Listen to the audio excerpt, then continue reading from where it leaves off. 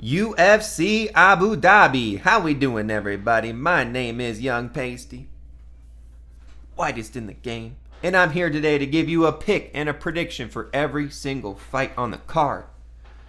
And look, UFC Abu Dhabi got some pretty good fights, I'm not gonna lie. The main event itself is interesting. Whittaker versus the Ritter.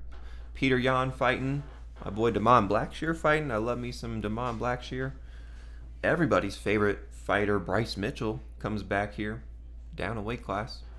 And Sharabutdin, yeah, off of that loss versus MVP. So an exciting card starts early too at 12 p.m. Eastern. So make sure you get up early to see all the fights. Now, as we always do, have to recap last week. UFC 318, pulling the results up here right now. We went 7-7 on the picks, and I'm not gonna lie, kind of a stinker. The main card, 4 out of 5 underdogs, hitting some pretty big ones too, in Michael Johnson and D-Rod. And I didn't really see Pitbull or Costa coming through with wins, and here we are. You know what I mean? But 7-7 on the picks. On Francisco Prado, I think he got robbed. Okay, it was a split decision. I think it should have went his way. Atiba, Islam, Jimmy Crute, Ryan Spann, all getting first round finishes. So does Bruno Ferreira. Jackson McVeigh, the Moose. I was hoping and rooting for you, man. A Midwest guy, but yeah. There's levels to this, right? LFA to UFC, big jump. Dustin Poirier did not shine bright. Max Holloway put on. I mean, overall, it was like an entertaining card, right? But man, picks didn't really go our way. 7-7 on the picks. Nevertheless, we didn't, go negative on the picks. I'll take that at least, right? Overall, 179, 107. But yeah, let's get into it here, guys. UFC Abu Dhabi. Our main event. We have Robert the Reaper Whittaker. Don't fear the Reaper. Versus Reinier de Ritter, RDR. Odds on the fight, minus 175 for Robert Whittaker, plus 150 for RDR. My pick for this fight is going to be Robert Whittaker. And, RDR has never faced a striker like Robert Whittaker in the UFC here, right? Robert Whittaker has tons of UFC experience, and if you compare the resumes here, from the 3 fights RDR has had, right? Now stepping up to Robert Whittaker, it's a big jump, okay? Gerald Meerschaert, that was a dang close fight, okay? Let's just say that. Kevin Holland, and then Bo Nickel. This is not an impressive resume in the UFC. Now you're, jumping up to Robert Whittaker. Now, I'm not going to, sit here and shit on you, RDR. They're wins, and I've backed you in 2 out of the 3. So, but yeah, Robert Whittaker hits hard. He still hits hard. He's fought with, some of the best, okay? And only lost to some of the best. And I'm not going to say that lightly because we can roll through his losses here, like in the last 5 years. DDP, Khamzat Chimaev, I feel like those guys are smoking RDR, I think the DDP RDR fight would be kind of funny, but I think DDP smokes him. But nevertheless, only has lost to the best in the past fight, in the past 5 years here. Cardio for 5 rounds if needed. He can't get put on the back foot, but he has the striking advantage. He's a much more better and talented striker than RDR. Now, when it comes to RDR, he is a much better grappler, okay? I will say that. He's surging up in the rankings too. And he's active. He's active in the UFC. I really like that. His weird style, his weird build. He has a weird kind of physique. I don't know, just look at him. You know what I mean? He's taller, 4 inches taller, 4-inch reach advantage. Good kicks, uses them a lot. Uses a lot of his kicks. He has these really good front kicks to the body that I love. Nice little 1-2. Great on the fence though. Does really good work on the fence and in the clinch. And his knees were really nasty. You saw that with that Bo Nickel fight.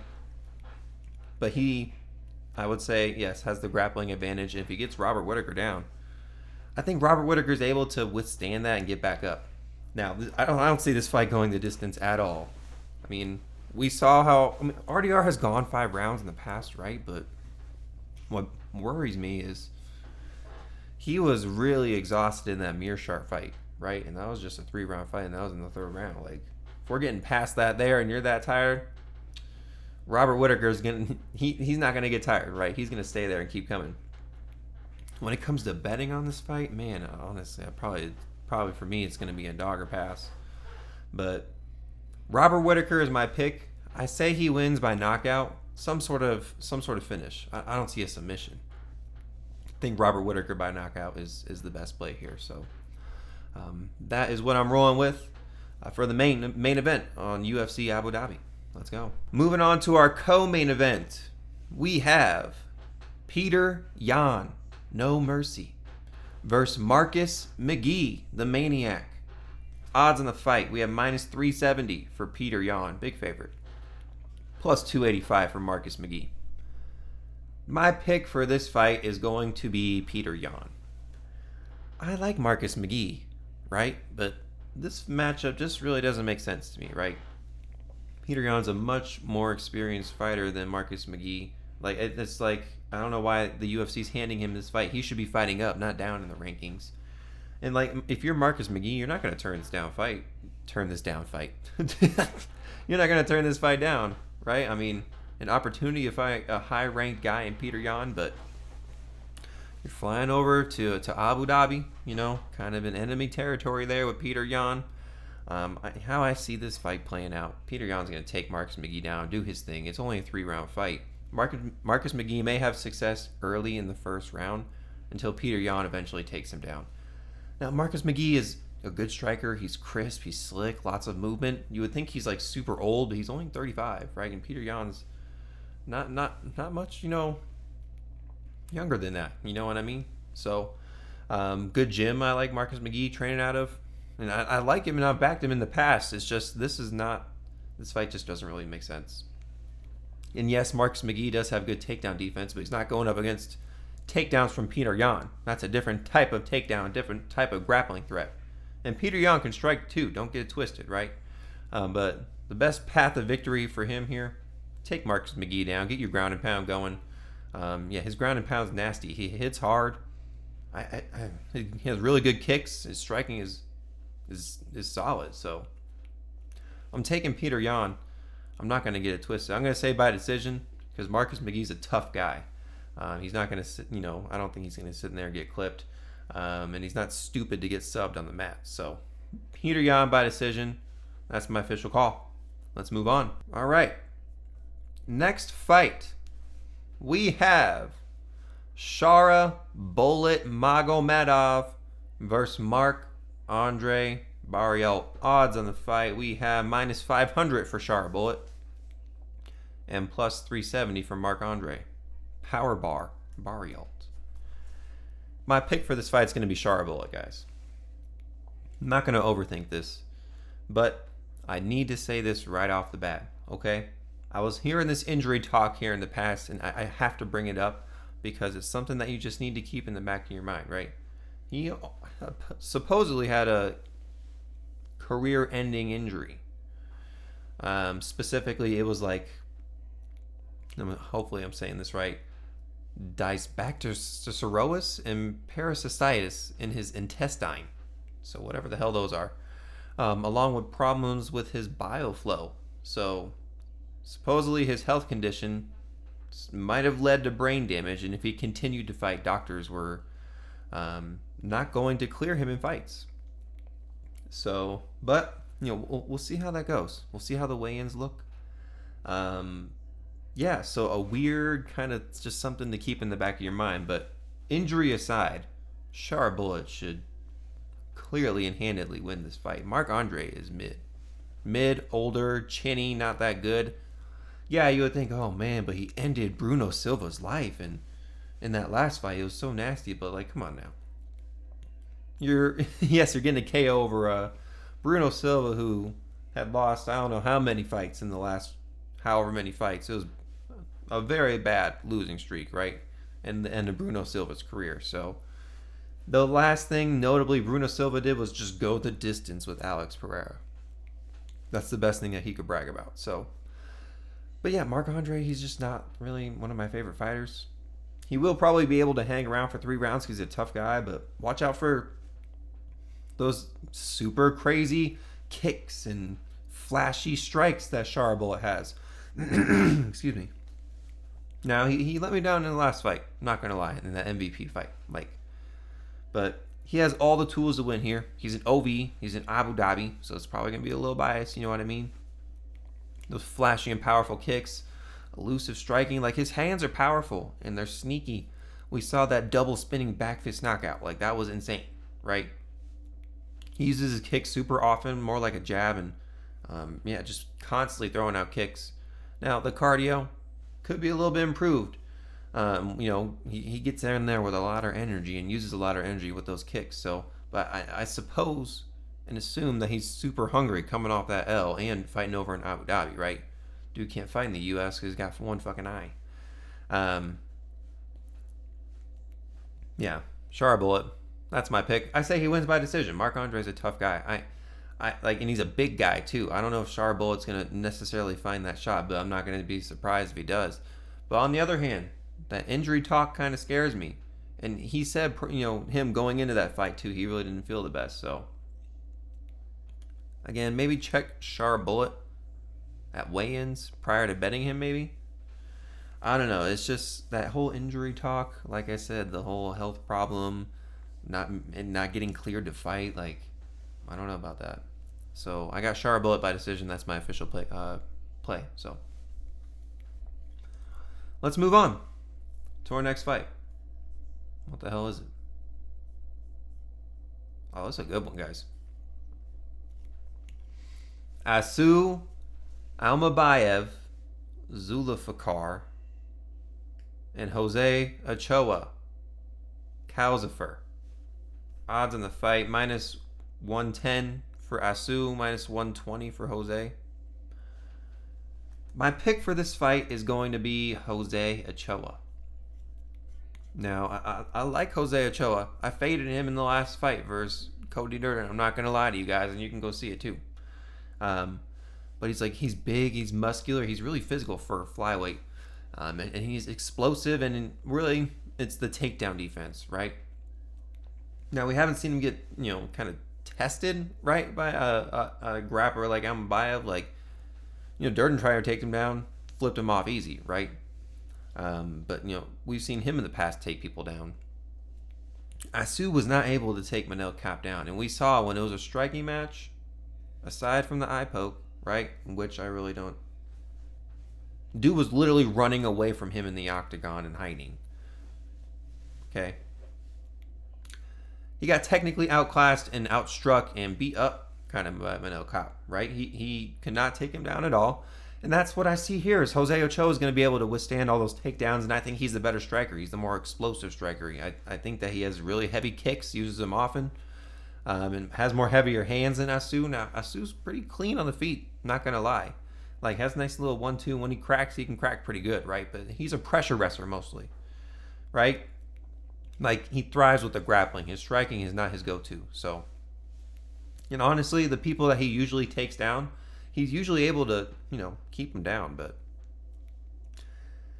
there's been times in situations where people scramble and are able to get back up. And I think maybe Asu might be able to, hit 1 or 2 takedowns. But Jose, I think we'll be able to get back up if so. He's training out of Shute Box, and they've really flipped a switch lately with all their fighters. They've been cranking out wins there in Shute Box. So what I see here, Jose Ochoa getting a sub on Asu late if he shoots and he's just super tired. I think he could get one because Jose Ochoa has some nice subs. He has them in the past, and he can clinch up the neck real quick. So I think Asu Almabayev overshoots a takedown late or mid in the 3rd round. Jose Ochoa snatches up the neck, gets a sub. Jose Ochoa by sub is my official play. I think he wins, and I think he takes this. Pretty close fight. It's going to be a good one. So, all right, next fight. We have Nikita Krylov, the minor. like that. Versus Bogdan Guskov. Charvich. Odds on the fight, minus 190. for Nikita, plus 165 for Bogdan. My pick for the fight is going to be Bogdan Guskov. Yeah. I can't trust Krylov after that last fight. He looked like complete crap. And I don't know if it's that injury, then the layoff, or the ring rust that he's coming off of, but like, he looked chinny, he looked gun shy. Like, I don't know if those injuries are catching up with him, and this, like all the surgeries and the recoveries aren't working. But his ring rust looked super apparent in that fight versus Reyes. Now, prior to that, he's done some nasty work in the UFC, right? Decent takedowns, pretty decent striker. Sometimes a little overzealous with the takedowns, right? Now, personally, like, I love the under on this fight, or fight not to go the distance, at least. I don't know what the odds are. I haven't looked at them, but there's going to be a finish by one of these guys here. But I'm picking Guskov because I think even though he gets taken down in all his damn fights, he gets back up, he's able to survive the takedowns, and he's a dog, right? He has heart, he's aggressive, he's constantly moving forward and pressuring. And yeah, I know he's like hittable and reckless at times, but people don't like to stand and trade with this guy. They go for the wrestling because this guy's got super big power in his hands. He don't mess around. And like I said, he's a dog. He has that heart. He's not going to give up. He's not a give-upper or quitter. Now, got worked in the first round by Billy Elekana. Comes back in the second round, beats him up. Got taken down and worked by Ryan Spann. Was eventually, survived the round. Was able to knock him out in the next round. Now, the Ozdemir fight. It was his UFC debut, going up against a ranked opponent. Tough debut. Actually, I don't know if Ozdemir was ranked at that time, so don't quote me on that, but tough debut over a guy who's pretty dang good, and he's shown it in the UFC. So, now I'm not saying Guskov is some elite fighter, right? But I think he can beat Krylov. Honestly, it's a little bit of a fade on Krylov and a little bit of love on Guskov. The Krylov cardio, I don't know where it's at this point. Guskov will keep coming forward even if he's damn tired. He doesn't care. The subs are very live for Krylov, though. I will say this, because Bogdan Guskov's so bad at, grappling. He's not an offensive grappler at all. He's just a striker. The only time he's on top of you is if he gets a knockdown at some point. Does some pretty good work on the fence, too. But, yeah, watch out for the subs. The subs are live for Krylov, because if he takes him down, he could work and find a sub probably pretty quickly on Guskov. But even though while I say that, Ryan Spann's got some pretty crafty subs too, and he was able to not get subbed by him. You know what I mean? So, but Guskov, the forward pressure, the ability to break you down, the shots coming forward, I don't think Krylov's going to be able to stand it. So I got Guskov by KO. It's going to be in the second or third round. So that's why I say I like the under. I would say maybe under 2.5 or the fight not to go to the distance. So Guskov by KO is my official call. All right, next fight. Everybody's favorite fight. We have Bryce Thug Nasty Mitchell versus Said Nurmagomedov. Odds on the fight plus 100 for Bryce Mitchell, minus 130 for Said. My pick for this fight is going to be Bryce Mitchell. Give me Thug Nasty. And yeah, I'm not really the biggest fan of him, but I think he wins this fight. Also, side note, do I look like Bryce Mitchell, guys? People were saying I look like Bryce Mitchell. I don't see any resemblance here whatsoever. Anyway, Bryce Mitchell is moving down in weight here from featherweight to bantamweight. And he said it himself. He said, these people are too big up here in this weight class. I need to move down. John Silva ended his life. Josh Emmett ended his life. He's had some brutal times up there. Even though he's found success, right? He's gotten beat up in the process. But I think Bryce Mitchell's dang good, right? And I think, honestly, the weight class and the weight change here is going to serve him well. It's a good matchup here after the John Silva fight, too, right? It's a decent opponent, not somebody too bad, but not somebody too great. You know what I mean? I think he has better cardio than Said. I think when he does get takedowns, Bryce Mitchell, his ground and pound's nasty. It's underrated. His jiu-jitsu's pretty damn good too. The subs are always live on the ground as well. He's no slouch on the mat. People forget that. Striking is dang good too.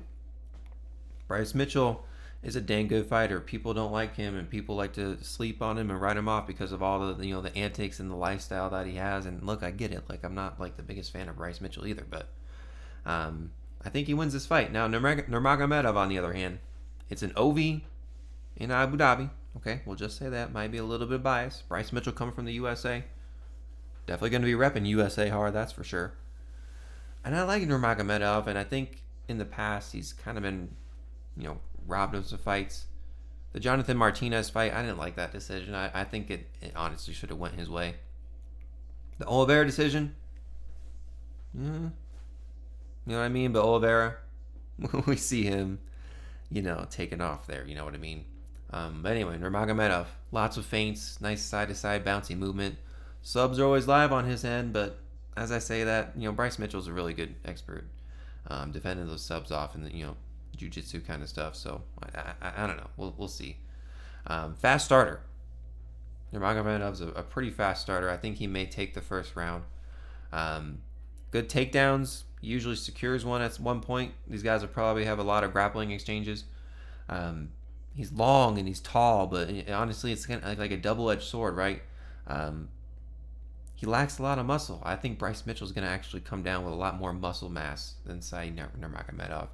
Nurmagomedov fades in the third round, but he has flashy striking. He's not some just like Dagestani wrestler, right? He's not even from Dagestan, I believe. But got some flashy striking. Spinning back fists, spinning kicks, nice kicks. He's quick on the feet too. But Bryce Mitchell's dang quick too. I just don't sleep on Bryce Mitchell here, guys. And I'm not the biggest fan of him either, right? I'm not, but I'm going to take him to win this fight. And I think he gets it done by decision. But if there was a submission by anybody, I wouldn't be surprised by that either. So, Bryce Mitchell, the underdog, surprisingly, I think, is who I'm rolling with in this fight. Let's go. All right, next fight. We have Muslim Salikhov, the king of Kung Fu, versus Carlos Leal, the lion. Odds in the fight plus 300 for Muslim Salikhov, minus 400 for Carlos Leal. Plus 300 for Muslim. I don't know if I just said that wrong. Anywho, my pick for this fight is going to be Carlos Leal. Again, I'm not overthinking this one either. Carlos Leal is 10 years younger than Muslim Salikhov. Now, we've seen him robbed in the past in the same situation here against somebody in that area. So, something that I'm not really a big fan of. But Carlos Leal is a dog. He is a dog. He's tough. He has stinging shots. He has KO power. We saw against Alex Morano. We had some stinging shots versus Rinat Fakhretdinov. Like his striking is nice. Good body shots too. I think he's going to be the much quicker striker than Muslim. In the grappling, he's got a little bit of grappling too. Clinch work's okay. Clinch work is okay. He probably could mix that in. Will he though? Probably. I don't think so, but something he could mix in. Salikhov here on the other end, old, 41 years old, but he's still got a little bit left in him. We've seen that with his Song Kanon KO. His kicks are phenomenal. Really good kicks. Obviously, he's the king of Kung Fu. Right? Got that Kung Fu style. But his kicks are really dang good, right? And they hit to all levels. Now, again, as I said, Carlos Leal's got the striking and quickness advantage. Like, Muslim's getting a little bit older. He's losing speed, and his age kind of concerns me here, going up against a young killer here. Honestly, like, if Carlos Leal gets a takedown, that's really not good for Salikhov. I don't think he's going to be able to get back up. Or held up against the fence, too. Carlos Leal could do that. It's good in the clinch and can get some nasty elbows and knees in on the clinch there. Now, I did count Salikhov out versus Kanon, and in hindsight, yeah, Song Kanon is garbage, right? But yeah, hindsight 2020, you know what I mean? Carlos Leal, he has the striking advantage. It should be a striking match. Hits hard in the pocket, has stinging shots, KO power. Just needs to watch out for those kicks from Salikhov and don't let him add up. So I think Carlos Leal takes this, and I think he takes it by decision. So Carlos Leal by decision, that is my official play. Good fight. Actually a good fight. We'll see if Muslim hangs it up here. All right, next fight. One of my favorite fighters here, guys. Damon Blackshear, the monster, going up against dangerous Davey Grant. Odds in the fight minus 245 for Damon, plus 205 for Davey Grant. My pick for this fight is going to be Damon Blackshear. Okay, I've been raving about him. I said he's one of my favorite fighters. I mean, why would I not pick him? Yeah, there's a little bit of bias, but I still think he gets the job done nevertheless. Now, Davey Grant is no tough out. Okay, this dude's tough guy. Davey Grant is damn good. Put up a really good fight against Daniel Marcos. Some say he could have won that fight. Now he's on the Marcos side. Pick-wise and bet-wise, I do believe Marcos did win that fight, but it was close, okay? I will give him that. But dude, Damon Blackshear, he's got the momentum. 3 wins in a row. Looked good in all 3 fights. Good striking. Has the reach advantage. I like the jab he puts out. Has nice power. I mean, he's flashy, right? Flying knees.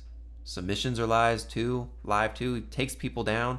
Honestly, he's going to have the grappling advantage. I anticipate him taking down Davey Grant at some point and holding him down. Like, he's got good takedowns, good entries, and good top control. Active as hell, which I love. And he's beating better competition, in my opinion, compared to Davey Grant, right? Like, who's Davey Grant out here beating? Ramon Tavares? Rafael Asucano? Luis Smolka? Come on now. And these are years apart, right? Davey Grant almost becoming a once-a-year kind of guy. But, he's 39, right? He's old, kind of a little bit older here. Damon Blackshear in his prime at 31 years old. Coming off a win against Alatong Ali. Cody Gibson, which was nice. Cody Stammen. This is all within 1 year. Yeah, I got put out by Montel Jackson. That happens sometimes. Davey Grant don't got hands like Montel Jackson. He don't got that power like that.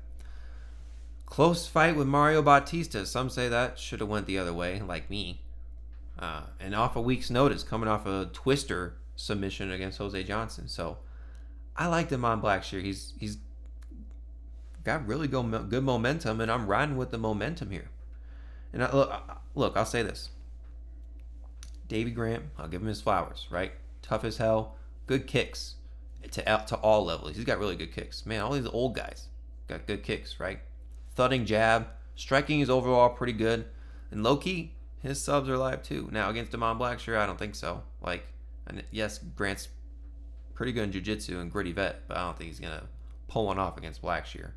We see Blackshear doing that shit to other people. So, I think Blackshear is able to use the range and the length, pick him apart, find his shots, mix in the grappling and the wrestling.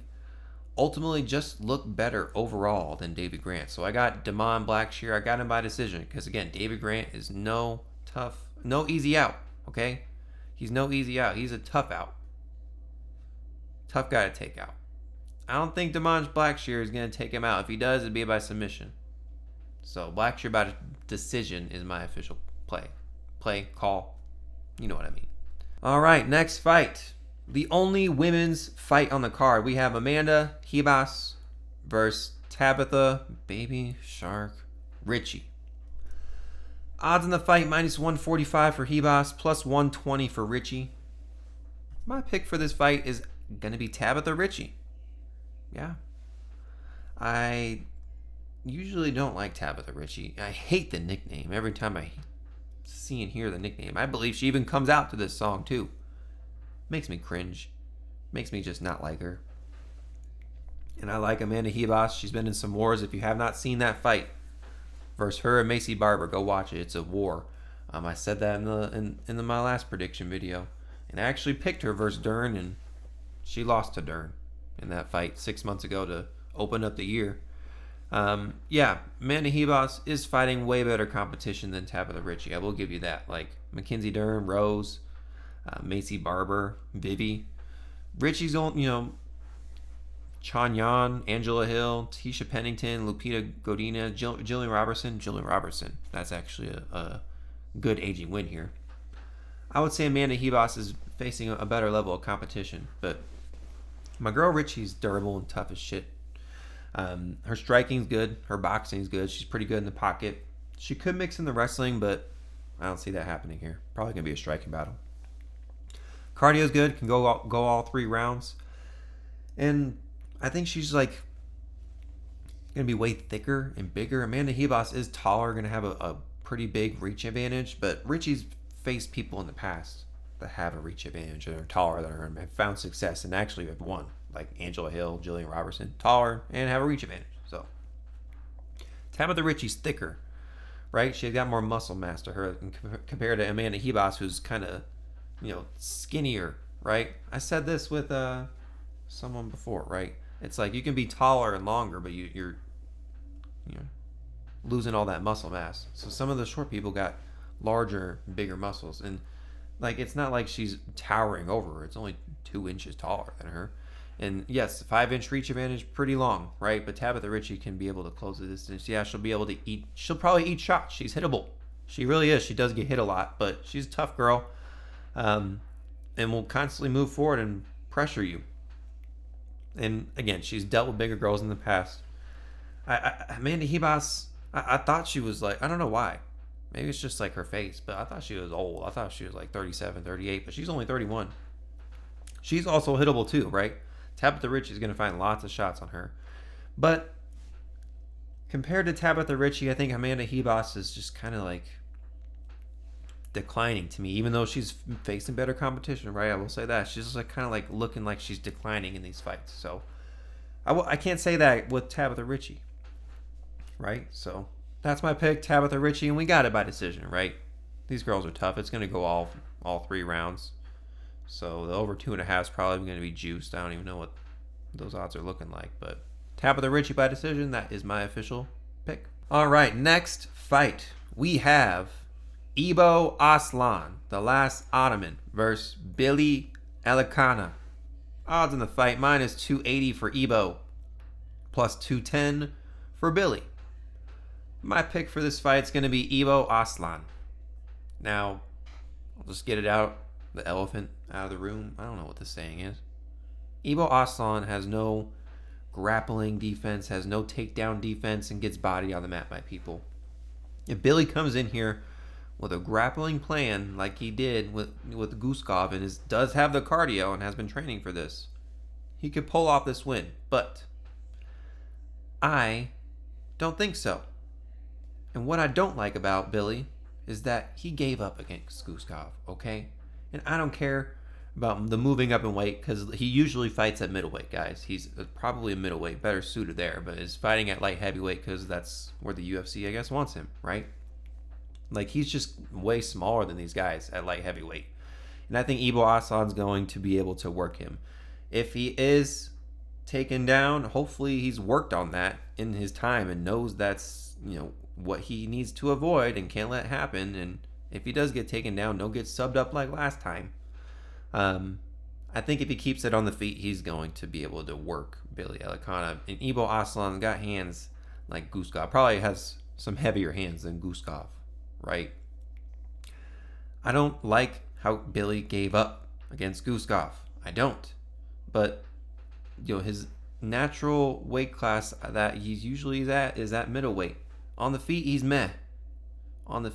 He has okay experience and solid skills on the feet, but compared to Ibo Aslan, no. Like, Ibo Aslan's a killer on the feet, man.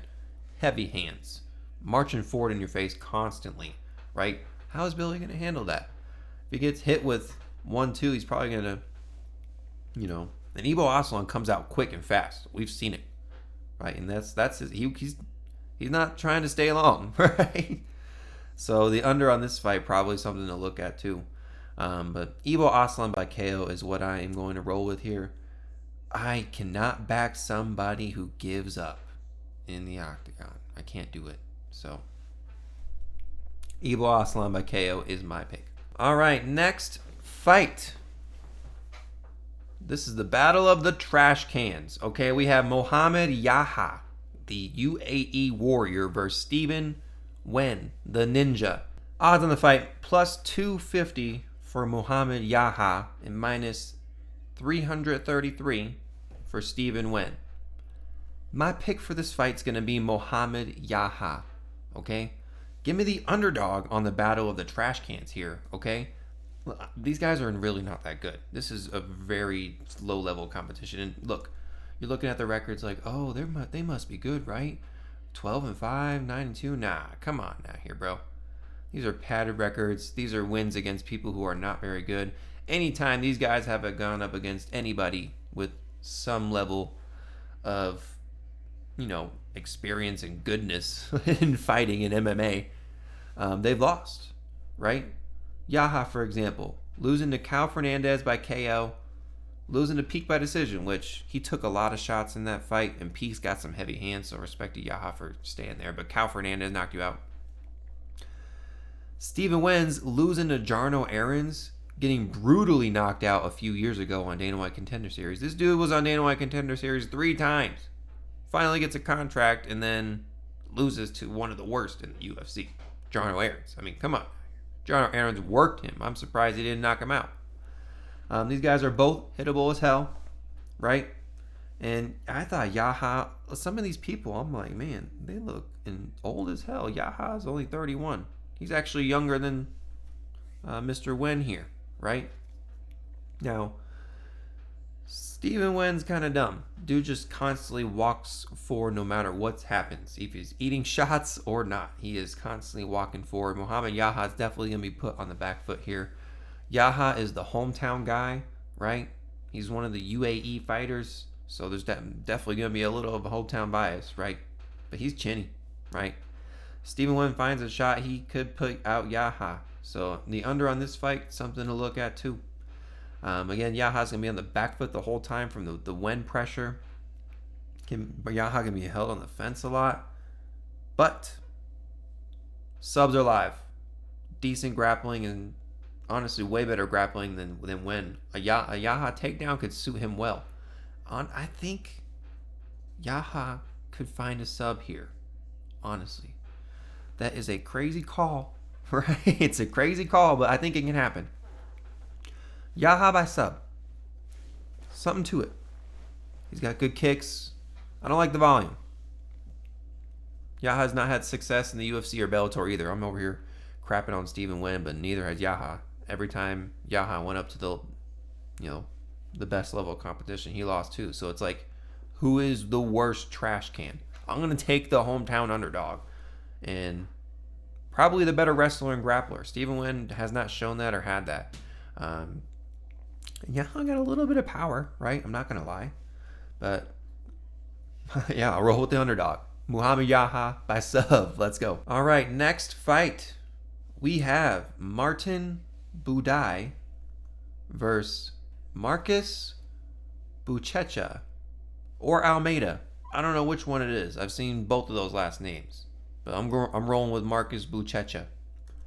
Odds in the fight plus 170 for Buday and minus 200 for Buchecha. My pick for this fight is going to be Marcus Buchecha. Look, Martin Buday is Martin Booty. Okay, he is ass. He was supposed to fight Kennedy in Zechikubu, and I think he probably would have whooped his butt. Lucky and avoided a loss there. But you see the 15-2 record, and you're like, you get the googly eyes. You're like, damn, this guy's actually pretty good. No, anytime he's fought anybody good, right, he's lost. Most recently to Shamil Gaziev. And his wins are not good, guys. Like Jake Collier, Josh Parasine, Andrei Arlovsky by split. Uran Satobayev. Like, this guy has not beaten anybody impressive. I can't say that, for Marcus Buchecha either, but I feel like Marcus Buchecha is much more accomplished and at this point probably a better fighter than Martin Booty. At first I saw Buchecha. I'm like, who the fuck is this guy? It's his UFC debut, but he's a grappler, right? He's been grappling for years. From 2009 to 2010, he just straight grappled and was pretty elite at that game, right? Ditched grappling, started MMA in about 2021. Had a recent grappling match in 2024. He won that fight after, a week after an MMA fight that he won. He doesn't have a lot of experience, 5-1. And at least he went to decision in his loss, so I'll give him respect for that. And he showed the cardio, but like the physique on this guy, he ain't no fatty. right? Martin Buday, he's chubby, does not really like look like he's, got the physique of a fighter. You know what I mean? Buchecha's built, strong, looks it. BJJ expert. I think he has way better grappling experience than Buday. And everyone's like, oh, but Buday, never been tested in that, has good grappling. Like, we'll see it on display here for sure.